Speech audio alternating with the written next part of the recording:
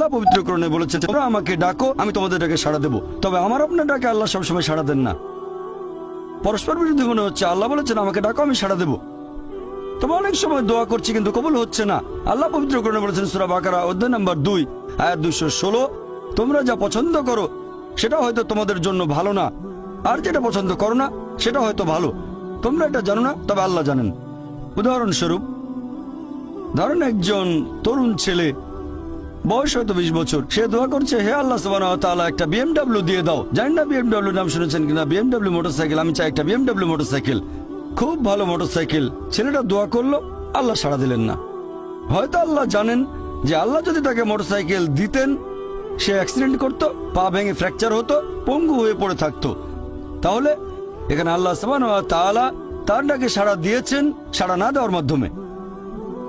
আল্লাহ তার ডাকে সাড়া দিয়েছেন সাড়া না দেওয়ার মাধ্যমে। আল্লাহ তাকে মোটরসাইকেল দেননি কারণ সে ভালো বান্দা, সে খুব ভালো মানুষ, সে যা যাচ্ছে তা ভালো হবে না আমি জানি, কিন্তু সে জানে না, তাই আল্লাহ দিচ্ছেন না। এভাবে আল্লাহ সাড়া দিচ্ছেন সাড়া না দেওয়ার মাধ্যমে।